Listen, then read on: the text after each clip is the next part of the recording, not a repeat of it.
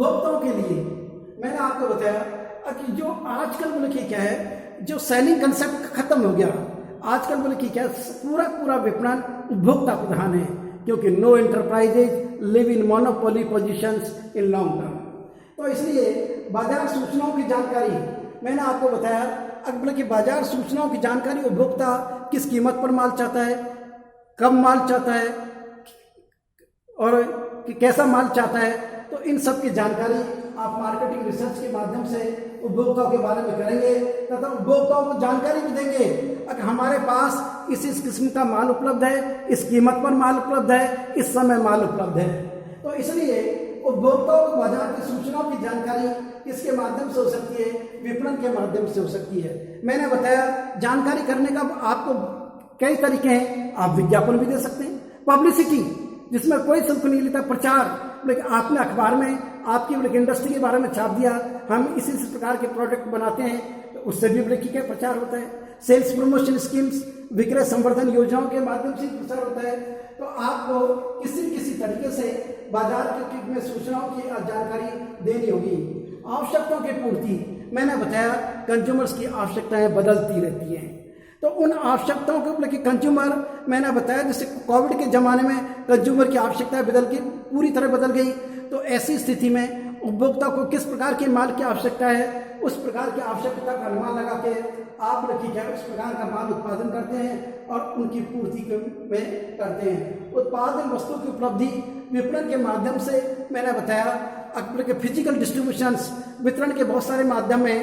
बोले कि आप एक थोक व्यापारी का सहारा ले सकते हैं, फुटकर व्यापारी का सहारा ले सकते हैं, और इन सब के माध्यम से बोले कि आपको बोले कि क्या है, उत्पादों या वस्तुओं की उपलब्धि ग्राहक को होती है। ज्ञान में वृद्धि, कई बार उपभोक्ताओं को नए प्रोडक्ट की जानकारी नहीं होती। वैक्यूम क्लीनर, आप सोचो वैक्यूम क्लीनर में किस प्रकार से सफाई होती है, बाटी का ओवन, लेकिन क्या ओवन में बाटी कैसे बनती है, रोटी की मशीन्स।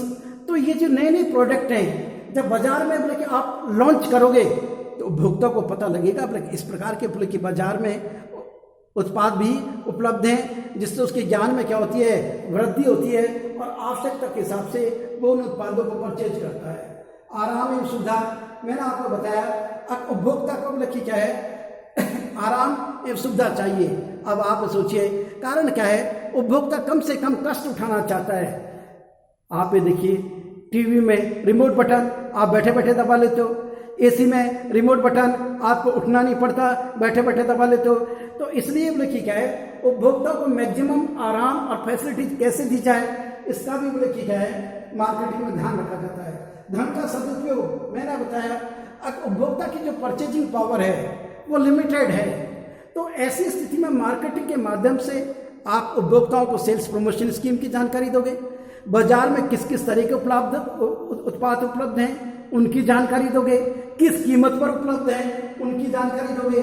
तो इन सब का बोले कि क्या है, आजकल तो बोले कि नेट पर आता है, बोले कि एक ही उत्पाद, जैसे बोले कि आपको मोबाइल खरीदना है तो डिफरेंट मोबाइल का बोले कि आपको कंपैरिजन देगा, इस मोबाइल में ये बेनिफिट है, इस मोबाइल में ये बेनिफिट है, इस मोबाइल में ये बेनिफिट है, इस मोबाइल के ये फीचर्स हैं। तो उपभोक्ता अपनी आवश्यकताओं के हिसाब से उस धन का बोले कि पूरी तरह क्या कर लेता है, सदुपयोग कर लेता है। नई वस्तु की उपलब्धि मैंने आपको बताया, मार्केटिंग के माध्यम से बोले कि कई बार उपभोक्ताओं को जानकारी नहीं होती आखिर इस क्षेत्र में ये नया प्रोडक्ट आ गया है। मैंने आपको बताया हमेशा बोले कि क्या है, कोई भी जो एंटरप्राइजेस है मोनोपोली पोजीशंस में नहीं रह सकती।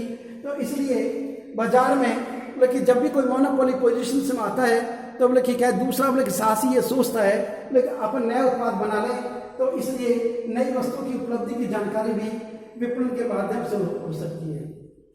विक्रय पश्चात सीमाओं का लाभ, देखिए ये कैपिटल गुड्स में बोले कि ज़्यादा लागू होता है, क्योंकि जो पूंजीगत सामान है जैसे फ्रिज है, टीवी है, कूलर है, एसी है, वॉशिंग मशीन है, इसमें बोले कि कारण क्या है, आप जब इन उत्पादों का यूज करोगे तो आपको बहुत सारी परेशानियां आएंगी।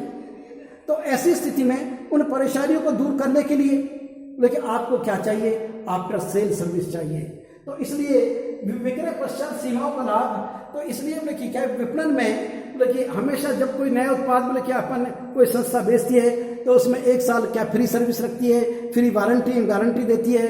तो उससे बोले कि क्या है, विक्रय पश्चात सेवाओं का लाभ होता है। समाज एवं राष्ट्र को भी विपणन से बहुत सारे लाभ हैं। देखिए, विपणन के माध्यम से अपन विज्ञापन करते हैं, प्रसार करते हैं, प्रचार करते हैं। इससे उपभोक्ताओं की कई बार गलत फहमी हो जाती है कि इस उत्पाद से ये नुकसान होगा। तो इससे बोले कि क्या है, जो समाज में फैली कुरीतियां, उनका भी बोले कि क्या निवारण होता है। क्रय शक्ति में वृद्धि, मैंने आपको बताया विपणन के माध्यम से उपभोक्ता बोले कि अपने पास जो लिमिटेड जो पैसा है उसका बोले कि क्या बेस्ट यूज करने की सोचता है। तो ऐसी स्थिति में मैंने आपको बताया आजकल तो नेट पर कंपैरिजन आता है, आप कोई भी प्रोडक्ट खरीदो नेट पर कंपैरिजन आ जाएगा। मिनिमम कॉस्ट पर आपको आपकी आवश्यकता के हिसाब से अच्छा प्रोडक्ट कैसे मिल सकता है। तो इसलिए उपभोक्ता की क्रय शक्ति में वृद्धि करने में भी विपणन योगदान देता है। जीवन स्तर में वृद्धि, मैंने आपको बताया अगर व्यक्ति के बोले के कारण क्या है, एक व्यक्ति जब जन्म लेता है तो ऐसी स्थिति में उसके जीवन स्तर में बोले कि क्या है, वो चाहता है वृद्धि होती रहे। आदमी ये सोचता है मेरे पास वॉशिंग मशीन भी हो, मेरे पास स्कूटर भी हो, मेरे पास गाड़ी भी हो। तो ऐसी स्थिति में विपणन के माध्यम से लेकिन आपको बाजार में बोले कि बहुत सारी नई वस्तुएं मिलती हैं जिनका उपभोग करने से आप अपने जीवन को ज़्यादा बढ़िया ढंग से चला सकते हैं। जैसे मैंने आपको बताया सब्जी काटने में आप देखिए बहुत सारे कितने औजार आ गए, जिसमें बोले कि आपको बोले कि सलाद काटनी है उसका अलग से बोले कि क्या टूल्स आता है, तो उसके माध्यम से आप कम समय में अच्छी सलाद काट सकते हो। तो इसलिए जीवन स्तर के में वृद्धि करने में भी विपणन योगदान देता है। रोजगार में वृद्धि, देखिए विपणन ही है बोले कि क्या, चाहे सर्विसेज का विपणन कर लो, चाहे आप बोले कि क्या उत्पाद का विपणन कर लो, जिससे बाजार में मैंने आपको बताया आप विज्ञापन करोगे, प्रचार करोगे, फिजिकल डिस्ट्रीब्यूशन में मिडिलमैन का सहारा लोगे, तो इसके माध्यम से आपको बोले कि क्या है, रोजगार में भी वृद्धि होती है। अर्थात विपणन के माध्यम से, लेकिन मैंने आपको बताया पर्सनल सेलिंग में आप सेल्समैन रखोगे, फिजिकल डिस्ट्रीब्यूशन में आप एजेंट नियुक्त करोगे। सारा चक्र जो चलता है किसके माध्यम से चलता है इस दुनिया में, विपणन के माध्यम से चलता है। और आप देखिए कोरोना काल में जैसे ही विपणन रुका लोगों का रोजगार लग जाता है। आप सोचो कितने सारे संस्थानों में छटनी हो रही है, कारण क्या है, उनका माल नहीं बिक रहा, उनकी सेवाएं नहीं बिक रही है। इसलिए विपणन रोजगार में वृद्धि करने का एक बहुत ही महत्वपूर्ण साधन है। विपणन सामाजिक परिवर्तन का एक महत्वपूर्ण उपकरण है। अगर आप सोसाइटी में चेंज करना चाहते हो तो विपणन में मैंने आपको बताया नई नई जानकारी दी जाती है, नई नई सूचनाएं दी जाती हैं। तो इसलिए अपन को सोसाइटी में कोई चेंज करना हो तो उसके लिए भी विपणन एक महत्वपूर्ण उपकरण है। नए सामाजिक मूल्यों की स्थापना, मैंने बताया विपणन के माध्यम से अपन प्रोडक्ट रिसर्च करते हैं, इनोवेशंस करते हैं, नए नए सुधार करते रहते हैं। मैंने आपको बताया कि हर एक संस्था बोले कि आजकल रिसर्च एंड डेवलपमेंट के ऊपर सबसे ज़्यादा पैसा खर्च कर रही है। तो इसलिए बोले कि क्या है, नए सामाजिक मूल्यों की स्थापना भी विपणन के माध्यम से हो सकती है। राष्ट्रीय उत्पादन में वृद्धि, कारण क्या है, विपणन के माध्यम से अपन डिमांड का क्रिएशन करते हैं। आप ये देखिए कई बार अपन बाजार जाते हैं लेकिन कोई नया उत्पाद देखते हैं तो अपन ये सोचते हैं ये उत्पाद तो बहुत काम का है। तो कारण क्या है, विपणन मैंने आपको बताया बाजार में बोले कि क्या है, नए नए उत्पाद बोले कि क्या है बाजार में बोले लॉन्च करता रहता है। इसलिए बोले कि क्या है, उस लॉन्च के माध्यम से डिमांड का क्रिएशन होगा, डिमांड का क्रिएशन होगा तो राष्ट्रीय उत्पादन में वृद्धि होगी। और इसी का परिणाम है अगर राष्ट्रीय उत्पादन में जब वृद्धि होगी, माल बिकेगा, परचेजिंग होगी, सेल्स होगी, तो उसी के माध्यम से राष्ट्रीय आय में वृद्धि होगी। कारण क्या है, अब आप ये देखिए वर्तमान में देश में अपने जीडीपी गिरी, उसका कारण यही रहा अब हमारा अपने क्या है, न तो राष्ट्रीय उत्पादन में वृद्धि हुई क्योंकि कोरोना काल में डिमांड समाप्त हो गई, हमने अपनी डिमांड का क्रिएशन भी नहीं कर पाए।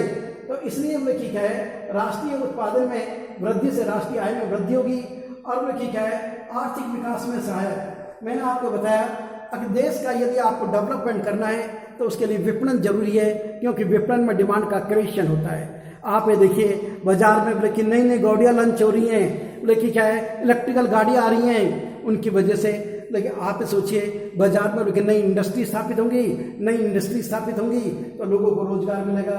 मंदी में सुरक्षा, प्रोटेक्शन फॉर सेलिंग, बोले कि क्या आजकल सभी अर्थशास्त्री ये कहने लगे हैं बोले कि देश में आर्थिक मंदी आने वाली है।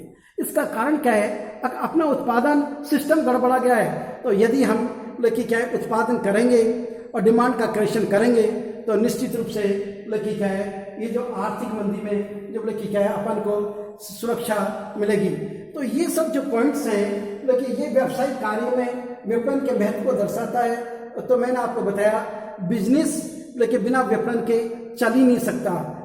ड्रैगर ने ठीक कहा है, किसी व्यवसाय को लेकिन विपणन में जो अलग करती है वो बोले कि क्या है, जो ह्यूमन रिसोर्सेज है, फाइनेंस डिपार्टमेंट है, सभी से विपणन अलग है, क्योंकि इसमें माल एवं सेवाओं का क्रय विक्रय होता है। इसलिए विपणन का आधुनिक व्यवसाय में बहुत महत्व है और इसके बिना विपणन आधुनिक व्यवसाय उन्नति एवं प्रगति के पथ पर अग्रसर नहीं हो सकता। Thank you.